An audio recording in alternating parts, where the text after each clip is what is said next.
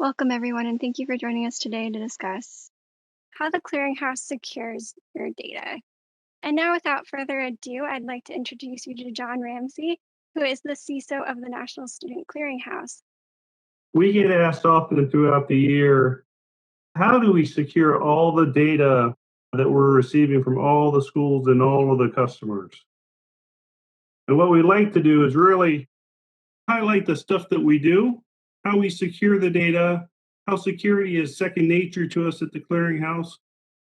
For those of you that aren't familiar with the Clearinghouse, we're founded as a nonprofit. Back in '93, we service more than 3,600 colleges and universities, 99% of post-secondary students, 13,000 high schools, which is 70% of the secondary students. We save the education community over $750 million annually. And how does that impact me as a CISO at the Clearinghouse? We probably have the world's largest database on student PII at over 150 million plus records. We take security serious because we have a whole lot of data that can impact a lot of people's lives. A little bit about me. I've been the CISO at the Clearinghouse for the last 4 years. Prior to this, I was the Chief Information Security Officer for the U.S. House of Representatives. And prior to that, I was the first CISO at the Federal Retirement Thrift Investment Board that oversees the government's retirement system, valued at about $480 billion. So I've been in direct CISO roles for about 9 years now, in the IT security community for an easy 25 years. At the Clearinghouse, we provide a bunch of different services to all of the institutions as well as commercial customers that are out there. So we have a lot of impact. The Clearinghouse is committed to cybersecurity. I couldn't work for a better company that lives and breathes this. Our culture has evolved to think of this as second nature with everything we do, whether it's an IT change, business change. We know the security of the student data is paramount. With that said, we use a lot of different standards. So not only do we support the institutions, and we use HECVAC, the Higher Education Cloud Vendor Assessment Tool, to show our security effectiveness. We have commercial customers, as well as we have some areas where we use PCI. But what all this means is we get independently assessed from every angle to ensure that we have an adequate and sufficient program in place. The last 2 years, we've done SOC 2 Type 2s. We've had clean audits on those each year. So we do PCIs every year. We have clean audits. We go through financial audits, so we have clean audits. Diving deeper into this, we do multiple security assessments throughout the entire year. In the last 12 months, we've had independent assessments coming from Mandiant, which is a major tier 1 forensics investigation company. Any of these major breaches you've heard out there, Mandiant is a company they call in to come out and resolve the issues. We've had independent security assessments with Microsoft, AWS. Our last one with Microsoft, they gave us some nice kudos that we had some of the highest scores that they've ever seen. This is really important for you as our customers. You shouldn't take our word that our security is top notch. You really should demand that proof that we're walking the walk. Additionally, some other highlights. We do report our security status. Every month, I provide it to the CEO and executive leadership team. Every quarter, we brief our CEO at our business reviews on what our security posture is, as well as our forward thinking of where security is going to go. And then every quarter, we also brief our board of directors. We do have defined and exercise incident response processes. Every year, the executive leadership team goes through a drill on how we'd respond to a major incident. A couple of years ago, we did full simulations at a cyber range. The last 12 months, the actual cybersecurity team, we go through ransomware exercises about every 4 to 6 weeks. Constantly preparing training as you fight. For when that day happens, we're going to make sure that we have everything in the utmost paramount for the security of the student data in place. Then going to the last bullet there, security and privacy is hand in hand. So we have the student privacy pledge, I Keep Safe FERPA badges. Our chief privacy officer, as well as myself and my team, we work hand in hand to make sure that we're doing privacy and security in parallel. So our overall focus and strategy for the security at the Clearinghouse, the first one is we build alliances to deter shared risk. What does that mean? We have forensics retainers in place to ensure that we have a 4-hour response time. We have partnerships with Microsoft, partnerships with IBM. We have partnerships with the Department of Homeland Security. The important thing is no organization could actually fight the fight by themselves. We use that alliance of power and knowledge to actually help deter and minimize any risks that come towards us, especially from outside the clearinghouse. Secondly, we have extensive cybersecurity detection techniques in place. I've got a couple of slides on specifically how we're preventing and protecting ourselves from ransomware. And then the last one there's a framework called the attack framework, adversarial tactics and techniques and common knowledge. And what this means, every January, we look at the about 200 plus nation state tactics on how they would actually try to breach an organization. We cross reference that against what they call Lockheed Martin's kill chain to really assess in depth, can we stop a nation state level of attack from getting into the clearinghouse or exfiltrating data? We're looking at all the major attack vectors: email, web, user endpoints. We don't rely on just one tool. We have several tools for each of these vectors to minimize that risk. We encrypt everything, anywhere and everywhere possible. At rest and in transit is at an absolute minimum. A multi-factor. Passwords and credentials are required. Multi-factor has a success rate of about 98 to 99% stopping malicious activity from compromising credentials. Not only do all of our users use MFA coming into any of the organizations, our VPN accesses MFA every single time. Our administrators are MFA'd every single time. If you're outside of 5 different geographic locations, your access into the clearinghouse is automatically blocked. And if you're not trying to access from an NSE issued and managed device, your access is automatically blocked. And again, this is really to minimize that risk of any outside actors trying to get in and touching your data. And then every year we have penetration tests. A mandate comes in December, and the penetration tests that we have really focus on nation state tactics, techniques, procedures. Last year, they did what they call a purple team pen test. They conducted over 300 automated attacks in our full security suite, stopped and automatically blocked or detected over 92%, which is just a phenomenal score. There is no such thing as perfect protection. I mean, we do have areas that we continuously improve upon, and that becomes our next year's cybersecurity roadmap. Now, how do we do this? We actually have right about 7 staff, including myself, in the Office of Cybersecurity at the Clearinghouse. So we are the core team. That includes myself, a cybersecurity architect, a senior security engineer. We have a dedicated cloud security engineer that just lives and breathes with everything for AWS security and any other cloud services that we use. We have a threat analyst that facilitates some of our relationships with IBM. That's our managed security service provider that's 24/7 by 365 coverage.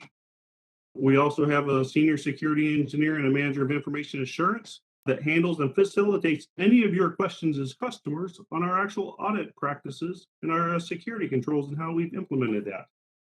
But what's really important here is the 4 items in brown. Those are our relationships. That managed security service provider, again, within 30 minutes, if they have an alert, they have to notify us. We have a managed detection and response service. So if something is identified within 30 minutes is critical, they're actually taking action on it. They're just not notifying and alerting us. They'll isolate them off box and make sure that something is minimized and that compromise isn't spreading throughout the organization. That tier 1 forensics retainer, that's with Mandiant. That's a global leader on incident response. And then we have those strategic security partnerships with Department of Homeland Security and a couple others. And then we also hired an Active Directory security engineer that works in our infrastructure team. It works directly for them, but focused on security 24/7 to make sure that team has what they need. Any mature security program is really going to cover at a minimum these 4 areas. Management controls, that's really the CISO running the cybersecurity program as a program. We're developing policies, and when I say policies, not the hard copy policies, but security requirements throughout everything. That we're actually assessing metrics and performance measures. I've got about 6 dashboards. The moment one of our dashboards Dips a little, we know there's an action that we need to take. We don't have to analyze 1,000 devices to figure out what the next steps are. That helps facilitate our response times. We have operational controls. That's really our security stack, how we're continuously monitoring and continuously scanning all of our devices. We have an architect that does nothing but policy design. We have security built in within all of our applications. We're not bolting this on after the fact. And then audit and compliance, we're proving that we've got in place what we say we have in place. Now, if I were to give you a graphic on how we actually do security at the clearinghouse, I think the best analogy is a castle. The castle, you got the keys to the kingdom right in the middle. All of your student data is right in the middle. How do we protect that? And it's not just one tool, it's a series of tools, but it's a series of the right tools. I'm going to start at the bottom left corner, and I'm just going to work around counterclockwise and describe what we have in place. So we have threat intelligence. Threat intelligence is really, for lack of better words, kind of like a spy. It gives us some inside knowledge that something is happening and that we can try to respond to it at machine speed versus manually doing any type of investigations. And this threat intelligence feeds all of these tools that I'm about to describe. On the outermost part of our perimeter, we have intrusion detection systems, intrusion prevention systems. We stop hundreds of thousands of penetration attempts a month, and that's normal for an organization. We have network access control. If you're not an NSC device, you automatically get blocked from accessing our network. We have what they call next generation firewalls. So these firewalls are also scanning for malicious activity before anything can come into our enterprise. We have DLP, data loss prevention tools. This minimizes any data exfiltration trying to leave the organization. Right now, if you were to try to upload an SSN to an internet web browser or through an email, that automatically gets blocked at the clearinghouse. We have endpoint protection antivirus. We really have what they call EDR, endpoint detection and response. That integrates threat intelligence with antivirus to provide an immediate response, and everything is set to automatically block and resolve. And what that means is that we get expedited response times. We have a reliance that the endpoints are doing or the endpoint detection is doing what they say they're doing versus providing a 12-hour investigation period before we take action on it. Patching. Patching is really looking at like the holes in your castle.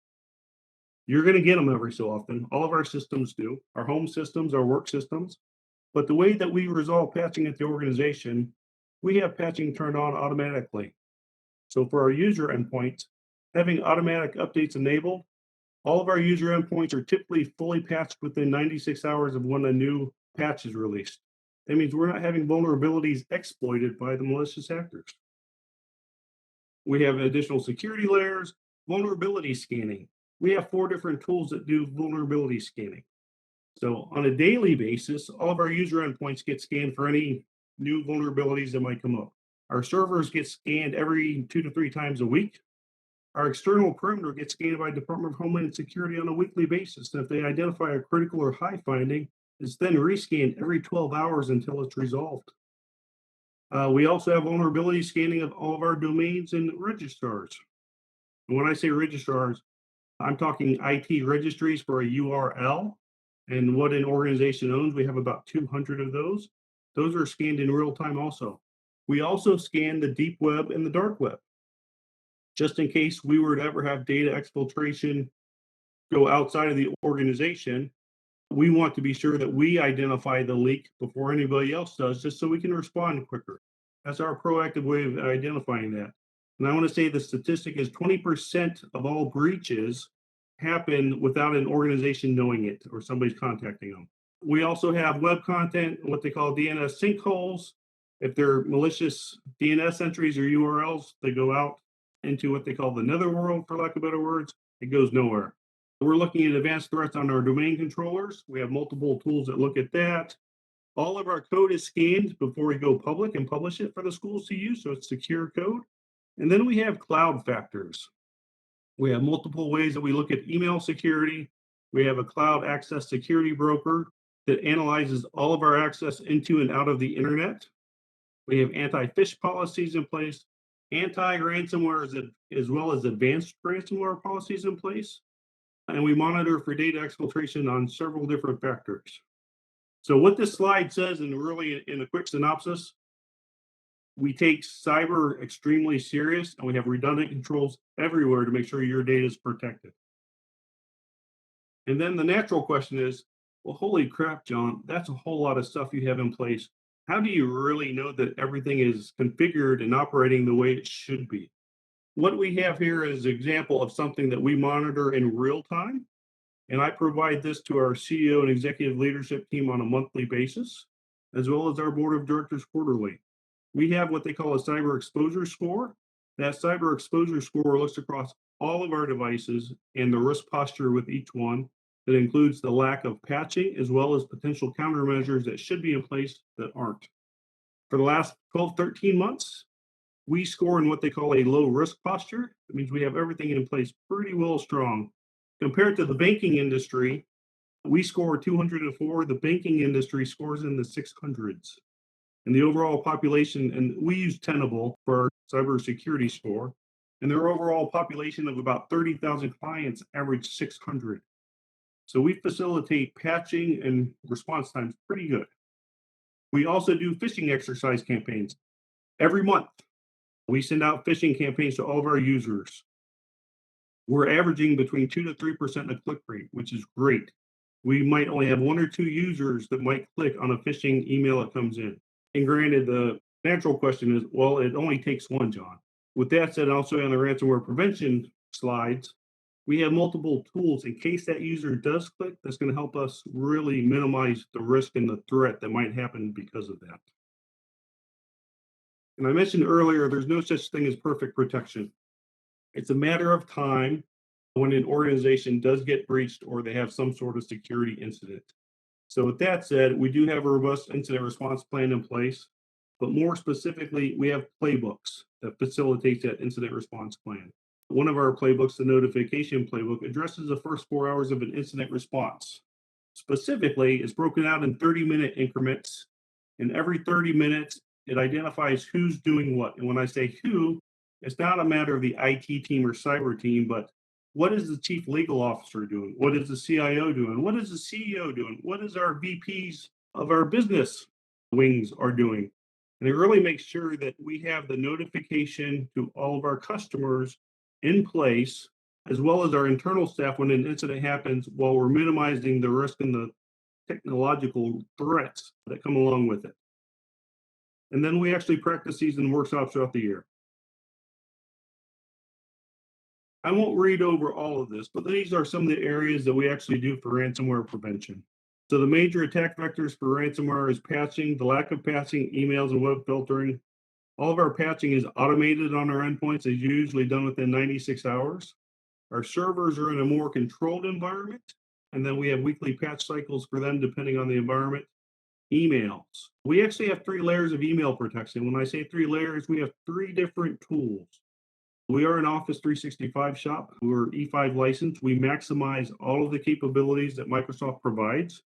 We then have a secondary tool that all of our emails get scanned through. And then we have a third tool, and that third tool links back to the federal government.